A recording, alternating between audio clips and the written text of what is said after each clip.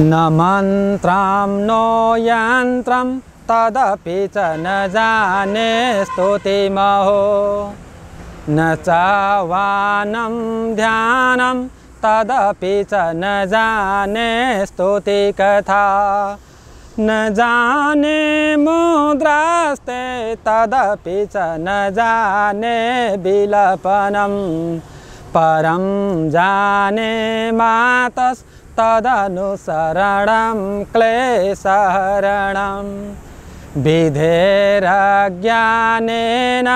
दर्विणा विरहेण लसतया विधेया शक्त्यात् तव चरणयोर्याच्युतिरभूत् तदेतच्छान्तव्यं जननी सकलोद्धारिणि शिवे कुपुत्रो जायेत क्वचिदपि कुमाता न भवति कुपुत्रो जायेत क्वचिदपि कुमाता न भवति। नमस्कार समादरणीय श्रद्धालु भक्त महानुभाव, साझा टेलिभिजनद्वारा नियमित प्रसारित भक्ति सुधा कार्यक्रममा हार्दिक स्वागत गर्दछु। समादरणीय श्रद्धालु भक्त महानुभाव, विविध विषयमा यहाँहरुका माझ आध्यात्मिक चिन्तन मननका विषयहरू प्रकाश पार्दै आइरहेका छौँ। आज विशेष गरी हामी व्रत उपासनाको महिमा, व्रत के हो, व्रत कसरी गर्नुपर्दछ, व्रतका नियम विधानहरू के छन् र शास्त्र सम्मत व्रत कसरी अगाडि बढाउनु पर्दछ, यस विषयमा विवेचन गर्दैछौँ। समादरणीय श्रद्धालु भक्त महानुभाव, व्रत भगवत प्राप्तिका निम्ति गरिने एउटा योग हो, साधना हो। यस व्रतले हामीलाई यस जीवनमा सुख शान्ति, परिवारमा उन्नति प्रगति, ग्रहहरू अनुकूल, भगवत आशीर्वाद प्राप्ति र परलोकमा मुक्तिका लागि मार्ग प्रशस्त गर्दछ। व्रतको आफ्नै महिमा छ। व्रतले शरीरलाई स्वस्थ राख्न मद्दत गर्दछ, मनलाई पवित्र बनाउँदछ, चङ्गा बनाउँदछ, स्फूर्त बनाउँदछ र त्यसपछि भगवानको ऊर्जाद्वारा आफ्नो अभिष्ट प्राप्तिका निम्ति लाग्न प्रेरित गर्दछ। यस्तो महिमाले युक्त भएको व्रत आफ्ना मनोकांक्षा परिपूर्ण गर्नका निम्ति हामीले गर्दछौँ। कुनै ग्रहहरूलाई प्रसन्न पार्नका निम्ति, ग्रहहरू प्रतिकूल भएका छन्, ग्रहबाट सत्मार्ग सत आशीर्वाद प्राप्त गर्नका निम्ति, त्यसै गरी कुनै अभिष्ट देवदेवीद्वारा आशीर्वाद प्राप्त गरी जीवनमा सुख शान्ति समृद्धि प्राप्त गर्दै उन्नति प्रगति प्राप्त गर्दै अन्तमा वैकुण्ठ प्राप्तका निम्ति अनन्त पुण्य आर्जन गर्नका निम्ति व्रत गर्ने गर्दछौँ। व्रत भन्ने बित्तिकै कुनै पनि अभिष्ट देवीलाई हामीले आधार मानेर ती देवदेवीको उपासना गर्नु व्रत हो। उपासना भन्नाले एउटा निश्चित नियम आचारभित्र रहेर भगवानको भजन कीर्तन गर्नु, भगवानको भक्ति गर्नु, भगवानको आराधना गर्नु व्रत हो। समादरणीय श्रद्धालु भक्त महानुभाव, यसरी व्रत एउटा अनुष्ठान हो, एउटा योग हो। यसले हाम्रो यो देहलाई, हाम्रो यो आत्मालाई, यो पञ्चमहाभूतले बनेको देहलाई पवित्र बनाउँदै, प्राञ्जल बनाउँदै, कञ्चन बनाउँदै, स्वस्थ बनाउँदै, शुद्ध बनाउँदै परब्रह्म परमज्योति भगवत शक्तिसँग सम्मिलन गर्नका निम्ति र उहाँ प्रति एकाकार हुनका निम्ति यसले मार्ग प्रशस्त गर्दछ। तसर्थ यसरी व्रत गरिरहँदा निश्चित नियम आचार र व्यवहारहरू नियमहरू हुने गर्दछन्। यसै विषयमा विवेचन गर्दैछौँ। कुर्याद उद्यापनं तस्य समाप्तौ यदुदीरितम् उद्यापनं विना यत्तु तद्व्रतं निष्फलं भवे। कुनै पनि व्रत लिइसकेपछि, कुनै पनि देवदेवीको व्रत लिइसकेपछि त्यो व्रतको उद्यापन गर्नुपर्दछ, साङ्गता गर्नुपर्दछ। निश्चित समय पुगिसकेपछि, निश्चित त्यो व्रतको कर्म पुगिसकेपछि साङ्गता गर्नुपर्दछ, उद्यापन गर्नुपर्दछ। यदि व्रतको उद्यापन गरिँदैन, साङ्गता गरिँदैन भने त्यो व्रतको कुनै अर्थ रहँदैन, त्यसबाट फल प्राप्त गर्न सकिँदैन, त्यसबाट हामीलाई सकारात्मक ऊर्जा प्राप्त हुन सक्दैन। किनकि कुनै पनि कर्मलाई परिपूर्ण गर्नका निम्ति कुनै कर्ममा लागिसकेपछि त्यो लक्ष्यसम्म पुग्नु पर्दछ। यदि लक्ष्यमा नपुगिकन हामीले बिचैमा त्यागियो भने त्यसबाट कहिल्यै पनि हामीले आफ्नो मनोकांक्षा, इच्छा, चाहना पुरा गर्न सक्दैनौँ। तसर्थ व्रत पनि त्यो हाम्रो अभिष्ट प्राप्तिका निम्ति गरिने चाहिँ एउटा साधना हो। त्यो साधनालाई परिपूर्ण गर्नका निम्ति हामीले त्यसको उद्यापन, साङ्गता गर्नुपर्दछ। यदि साङ्गता गरेनौँ भने त्यसबाट हामीले फल प्राप्त गर्न सक्दैनौँ। सर्वेषामप्लाभेतु यथोक्तकरणं विना विप्रवाक्यं स्मृतं शोध्यं वर्त्यस्य परिपूर्तये। श्रद्धालु भक्त महानुभाव, यदि उद्यापन, विधिपूर्वक उद्यापन, साङ्गता गर्न सकिँदैन भने ब्रह्मवाक्यद्वारा सङ्कल्प गरेर, अर्थात् सङ्कल्पद्वारा चाहिँ हामी चाहिँ के गर्न सक्दछौँ त भन्दाखेरि व्रत उद्यापन गर्न सक्दछौँ, साङ्गता गर्न सक्दछौँ। यसको अर्थ हामी विधि विधानपूर्वक व्रतको साङ्गता गर्न असक्षम छौँ, हामीसँग समयाभाव छ, धनाभाव छ भने हामीले त्यो व्रत उद्यापन गर्नका निम्ति शुद्ध वचनद्वारा सङ्कल्प गरेर त्यो सङ्कल्पद्वारा पनि हामी चाहिँ व्रत परिपूर्ण गर्न सक्दछौँ, शास्त्र सम्मत वचन छ। त्यसै गरी व्रते च तीर्थध्ययने श्राद्धेपि च विशेषतः परान्न भोजने देवी यस्यान्नं तस्य तत्फलं। श्रीमद्देवी भागवतमा भनिएको छ कुनै तीर्थ, व्रत, अध्ययन र श्राद्धमा कहिल्यै पनि अरूको अन्न उपयोग गर्नु हुँदैन, अरूको अन्नलाई प्रयोग गर्नु हुँदैन। यदि अरूको अन्न प्रयोग गरिन्छ भने जसको अन्न हो त्यो फल चाहिँ उसलाई प्राप्त हुने गर्दछ। तसर्थ आफूसँग भएका स्रोत र साधनहरूको उपयोग गरेर आफ्नो व्रत आफैले पूर्ण गर्नुपर्दछ। तर आफ्नै घरका परिवारका, एका घरका परिवारका आफ्ना गुरुले प्रदान गरेका चाहिँ हरेक वस्तुहरू ती अरूका हुन सक्दैनन्, ती आफ्नो नै हुने गर्दछ। तसर्थ त्यसबाट हामी प्रतिफल प्राप्त हुन सक्दैन कि भन्ने शङ्का लिनु आवश्यकता छैन। यहाँ भनिएको छ ससुरान्नं गुरोरन्नं मातुलान्नं तथैव च पितृव्य भातृपुत्राणां परान्नं नैव दोषभा। आफ्नो श्रीमतीका घरबाट प्राप्त सम्पत्ति अर्थात् चाहिँ अन्न आदि इत्यादि वस्तुहरू, गुरुबाट प्राप्त अन्न आदि इत्यादि वस्तुहरू, त्यसै गरी मावलीबाट प्राप्त आदि इत्यादि वस्तुहरू र त्यसै गरी बुवा आमाका घरबाट अर्थात् चाहिँ आफ्ना भाइ र छोराहरूको घरबाट प्राप्त हरेक वस्तुले हामीले आफ्नो चाहिँ व्रत उपासनालाई पूर्ण गर्न सक्दछौँ। त्यसै गरी व्रतमा नित्य स्नायी मिनाहारो गुरुदेव द्विजार्चकः क्षारं सौद्रं च लवणं मधुमांसां निवर्जयेत्। समादरणीय श्रद्धालु भक्त महानुभाव, अब यो व्रत आफैमा अनुष्ठान भएका कारणले गर्दा, व्रत आफैमा एउटा साधना भएका कारणले गर्दा त्यो साधनामा पवित्रता हुनुपर्दछ, शुद्धता हुनुपर्दछ।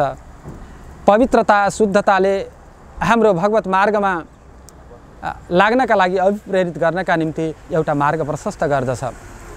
तसर्थ अब त्यो योग साधनामा लागिरहँदा, व्रत गरिरहँदा हामी आफ्नो आहार विहारमा पनि निकै ख्याल गर्नुपर्दछ। आफ्नो आहार विहारलाई हामी निकै सचेत हुनुपर्दछ। किनकि हामीले खाएका वस्तुहरूले, हामीले गरेका व्यवहारहरूले हाम्रो मनलाई र शरीरलाई प्रभाव पार्दछन् र त्यो मन र शरीर चञ्चल हुने बित्तिकै मन र शरीरलाई हामीले आफ्नो नियन्त्रणमा राख्न नसक्ने हो भने हामीले ती व्रत यज्ञ अनुष्ठानहरू गरेका कुनै पनि फल प्राप्त हुँदैनन्। तसर्थ व्रत गरिरहँदा व्रतमा नुन आदि इत्यादि वस्तुहरू, लवणहरू, महहरू, मांसादि भोजन गर्न निषेध गरिएको छ। यी वस्तुहरू हामीले सेवन गर्नु हुँदैन। पूर्वं व्रतं गृहीत्वायो नाचरेत काममोहित जीवन भवति चाण्डालो मृत स्वाचा भिजायते।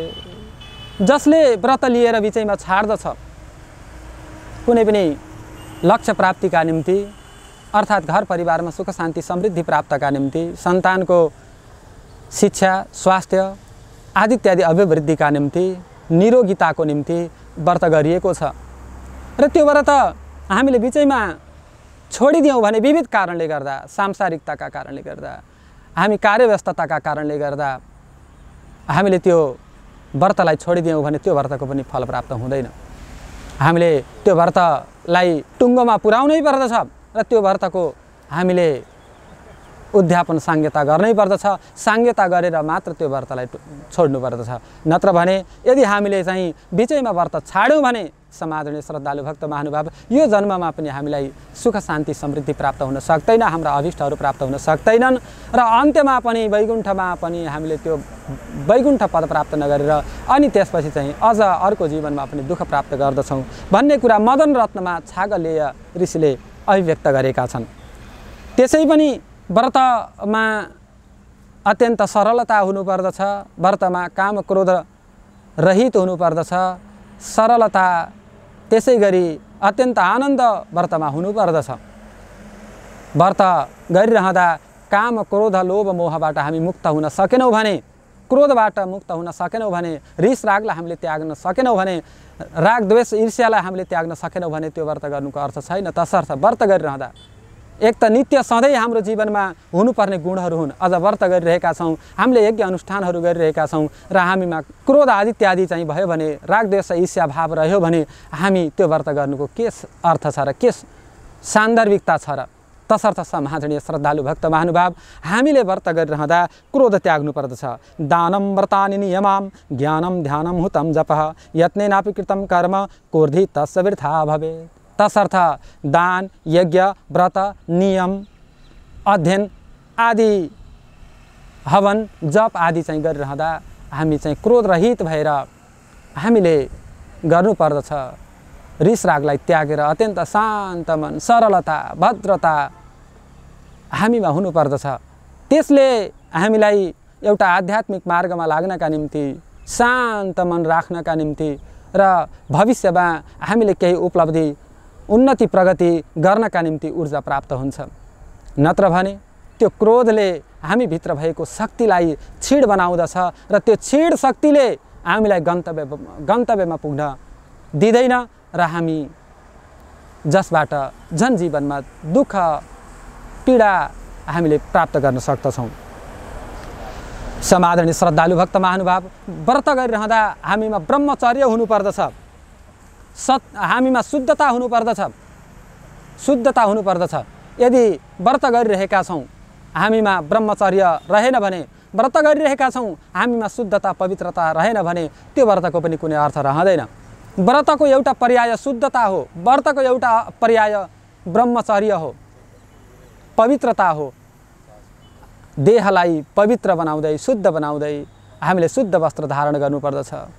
हामी स्नान आदि इत्यादि गरेर त्यो दिनका निम्ति व्रतका निम्ति हामी तयार हुनुपर्दछ र ब्रह्मचर्यलाई पालना गर्नुपर्दछ। अल्पाहारी हामी हुनुपर्दछ, त्यसै गरी उपवास बस्नुपर्दछ, त्यसै गरी हामी भगवानमा हामी समर्पित हुन सक्नुपर्दछ।